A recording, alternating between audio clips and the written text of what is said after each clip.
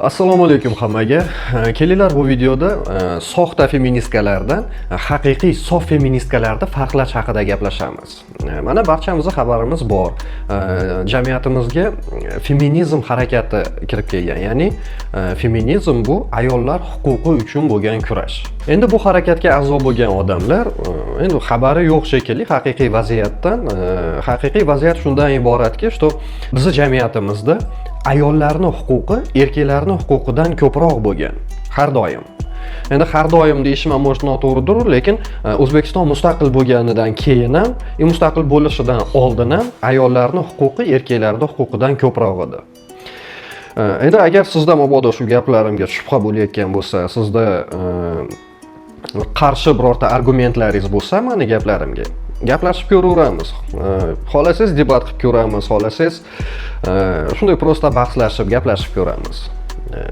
Yoki kommentariyda yozing, men video qilib javob beraman. O'zi aslida feminizm kirib kelgan jamiyatda erkaklarga yengillik bo'lishi kerak. Chunki ayollarning huquqi uchun kurashgan ayollar, feministkalar huquq bilan birga mas'uliyatni ham olishlari kerak bo'ynilariga. Lekin jamiyatimizda ba'zi bir soxta feministkalar, ya'ni bular aferistkalar, moshenitsalar, firibgar, parazitkalar. Mana shular haqiqiy sof feministkalarni nomiga dog' tushirishib, nomini bulg'ashyapti. Keling bu videoda mana shularni farqini gaplashib ko'ramiz. Nimada farq qilishadi? Avvalambor disclaimer. Bu videodagi har bitta gap, har bitta fikr bu meni shaxsiy gapim, shaxsiy fikrim, subyektiv fikrim, meni ko'rgan tushim, meni xayollarim, meni fantaziyam. Yana aytib o'taman, bu videodagi gaplar bu uchrashuvdan oldin umuman вообще men feministkaman degan ayollar haqida, keyin teng huquqli bo'lishi kerak degan ayollar haqida, keyin gender tengligiga intilayotgan ayollar haqida yoki mana shu narsalarga qarshi bo'lmagan ayollar haqida. Demak, boshladik. Birinchi navbatda bu armiya haqida gap ketgan edi. Armiya haqida. Chunki oldingi videoyimda aytib o'tganimdek, mana bu videoni ko'ring. Armiya haqida va feministkalar, feminizm va gender tengligi, teng huquqli haqida mana shu videoda gapirganman. Agar feministka armiya haqida gap ketganida ayollar armiyaga bormasligi kerak deydigan bo'lsa, bu значит avtomatически bu moshenitsa, firibgar va parazit, aferistka. Chunki har bitta fuqaroni, ayniqsa erkaklar bilan tenglashaman degan fuqaroni armiyaga borish majburiyati ham bo'lishi kerak. Chunki bu majburiyat, mas'uliyat. Teng huquqlikka intilgan odam, farqi yo'q, o'g'il bolami, qiz bolami. Armiya degan mas'uliyatni, vatan himoyasi degan mas'uliyatni o'z zimmasiga olishi kerak. Agar feministka bo'lib turib armiyaga borish bu noto'g'ri deyaptimi? Bu haqiqiy sof feministka emas. To'g'ri, bizning jamiyatimizda armiyaga qizlar borishi kerak degan joyi yo'q, lekin mana shu armiyaga borish kerak deb bir harakat qilmayaptimi? Может, internetga chiqib birorta blog olmayapti, qizlar ham teng huquqli bo'lib armiyaga borish kerak demayaptimi? Demak, bu firibgar, moshenitsa. Davom etamiz. Keyingisi bu o'g'il bola birinchi qadamni qilish kerak tanishayotganda. O'g'il bola kelib salomlashib, o'g'il bola tanishib, nomerini olishi kerak. O'g'il bola biror joylarga taklif qilishi kerak degan qiz. Aynan feministka bo'lib turib, teng huquqlikka intilib turib, gender tengligi bo'lishi kerak deb mana shu talablarni qo'yayotgan qizlar, bular aferistka, moshenitsalar va firibgar, parazitlar. Chunki gender tenglik degan joyda gender rol o'ynamasligi kerak. Ya'ni erkak, ayol degan tushunchalar уже u 70-o'ringa o'tib qolishi kerak. Farqi yo'q bo'lishi kerak. Ayol ham, qizlar ham men siz bilan tanishmoqchiman deb kelib tanishish kerak yigitlar bilan. Uni har xil provokatsiya, manipulyatsiya qilmasdan chekkalarda turib olib yoki har xil gaplar bilan bir ishoralar qilmasdan o'zi kelib tanishishni bilishi kerak. Agar mana shu narsani qo'llab-quvvatlamayaptimi, demak bu feministka emas, teng huquqlikka intilgan ayol emas. Bu moshenitsa, aferistka va firibgar, parazit. Navbatdagi moshenitsa, aferistkalar bular uchrashuv paytida erkak kishi pul to'lashi kerak degan qizlar. Siz erkaksiz-ku, erkaklar pul to'lashi kerak. Erkak kishi dabitchik, erkak охотник deb gapirishadi, erkak ovchi. Bunaqa qizlar gender tengligini bilishmaydi. O'rgatishmagan yaxshi, mas'uliyat nimaligini bilishmaydi. Agar bilishganida ular ham kelishib, uchrashgan paytlarida restoranmi, kafemi, kinoga borishadimi yoki biror joyga sayohatga borishadimi, uzoqroq joyga, может, Tailand, Maldiviya qilib yuradigan bo'lsa ham, o'ziga to'lashi kerak pulini. Mana siz do'stingiz bilan qanday sayohatga borasiz yoki choyxonaga borsalaring, qalbana qilib to'laysizlar-ku pulini. Xuddi mana shunday qilib, ayol ham to'lashi kerak har doim. Bir marta emas, har doim mana shunday qilib umrining oxirigacha pul to'lab yurishi kerak o'ziga. Erkakning puliga qarab qolmasligi kerak. Agar feministka bo'lib turib, erkak pul to'lashi kerak, erkak o'zgacharoq, erkak boshqacharoq, erkak mas'uliyatni o'z zimmasiga olishi kerak ekan bo'lsa, bu mashinitsa, aferistka, firibgar, parazit bu. Navbatdagisi bu har xil og'ir ishlar. Farqi yo'q. Oiladami yoki ko'chadami, ishxonadami, universitetdami, o'qishdami birorta farqi yo'q. Hamma yo'lda gender tengligini ta'minlab turishi kerak bu qiz. Agar gender tengligiga intilib yurgan feministkaman, teng huquqli bo'lishi kerak degan qiz bo'lsa, ya'ni og'ir narsa ko'tarilyaptimi, voy ayolga mumkin emas deydigan bo'lsa, значит bu mashinitsa, aferist. Agar o'zi 50 kilomi, 100 kilomi siz bilan birga ko'tarishayotgan bo'lsa, bu haqiqiy gender tengligiga intilgan qiz. Endi agar feministkaman demasdan turib mana shu ishga sizga yordam berayotgan bo'lsa, bu zo'r qiz. Bu empatiyasi bor degan qiz. Endi empatiyani bilmayman o'zbekchada qanday bo'ladi. Xullas, boshqa odamning dardiga, boshqa odamning qiyinchiligiga qayg'uradigan qiz, sherik bo'ladigan odamni empat deydi. Mana shu hissiyotda empatiya deydi. Endi oilada birorta narsani og'irdan ko'tarib birorta joyga qo'yib qo'yish kerak bo'lsa, hamma qizlar odatda endi erini chaqirishadi, chunki erini bilagida kuchi bor, erkak eplanadi, qo'lidan keladi. Feministkaman deb erga tegib, eridan mana shu ishni so'rayotgan, bu aferist, mashinitsa.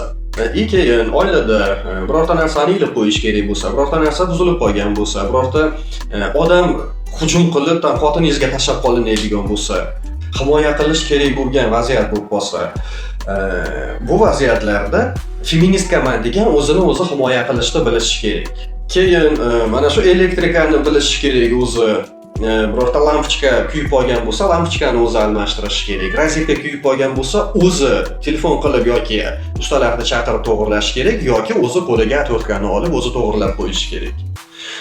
Birorta ana shu uydagi erkak kishi qiladigan ishlarni o'zi qilishni bilish kerak. Agar siz bilmayman qandaydir zamakaniya bo'lib miyada mana shu feministkaga uylangan bo'lsangiz, siz ham xuddi shunday ayollar qiladigan ishni eplashingiz kerak. Bu juda ham oson. Mana men, например, o'zim yakka yashayman. Anchadan beri musofirda yuraman.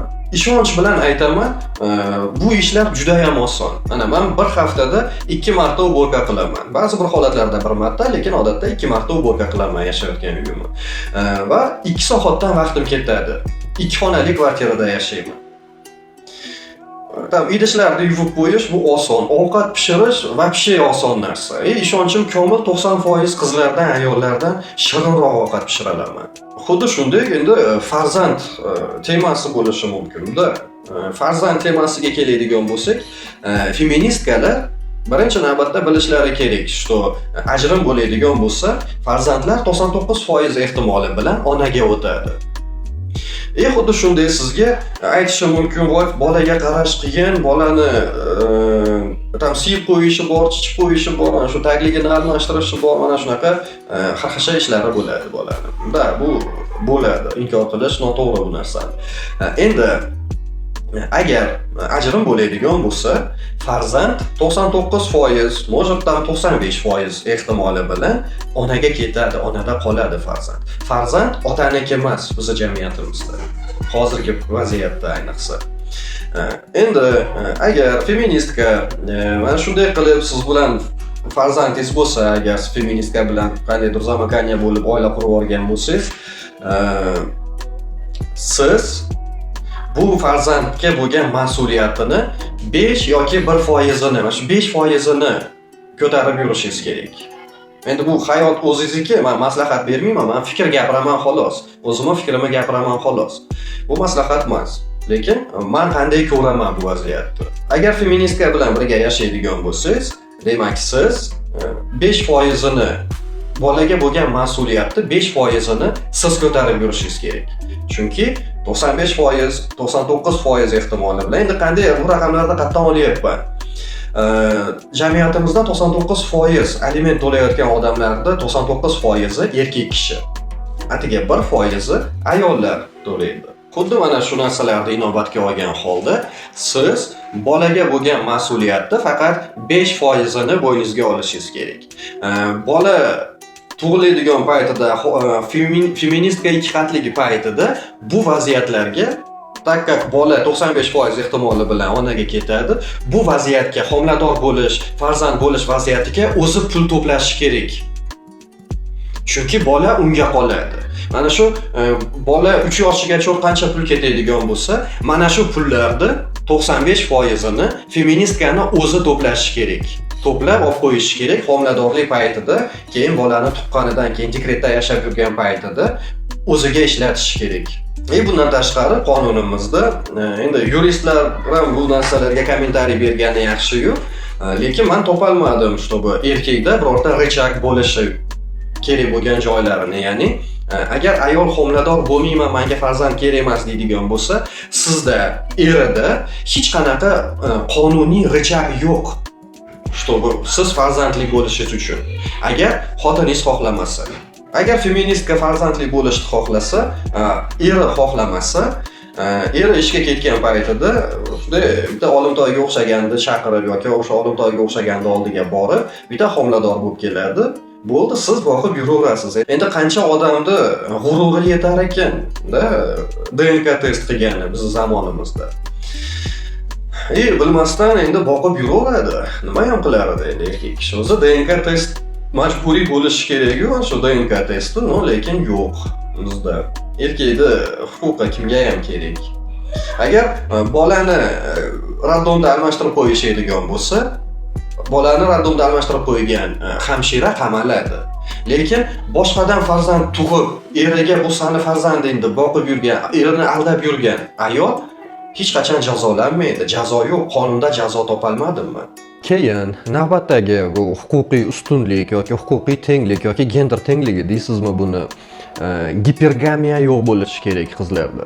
Ya'ni o'ziga umr yo'ldosh juft tanlayotganida mendan bo'yi uzun bo'lishi kerak, mendan yaxshiroq pul topish kerak, yaxshi joyda ishlash kerak. Mana shunaqa talablar yo'q bo'lishi kerak feministkalarda. Agar feministkaman deb va o'ziga partnyorda o'zidan bo'yi uzun bo'lganda yoki o'zidan ko'proq pul topadiganni tanlab mana shunaqa talab qo'yayotgan bo'lsa, demak bu feministka emas. Bu aferistka, moshenniца, firibgar, parazit bu. Endi umumiy qilib aytadigan bo'lsam, mana feminizm, teng huquqlik, tenglik va gender tengligiga intilgan ayollar endi bilmayman nimaga asoslanib bu harakatga qo'shilgan yoki qo'llab-quvvatlaydi. Endi o'ylaganki, что erkakning huquqi ko'proq, shu erkakning huquqiga tenglashaman deb o'ylagan.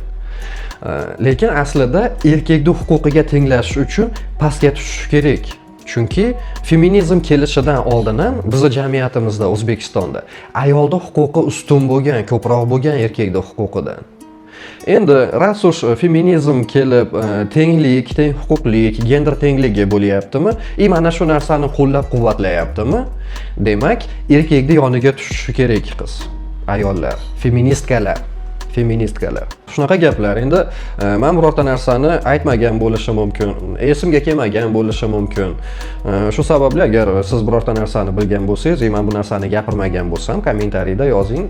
Может, keyingi videolarda gaplashib ko'ramiz. Shunaqa, o'zlaringni ehtiyot qilinglar, ko'rishguncha.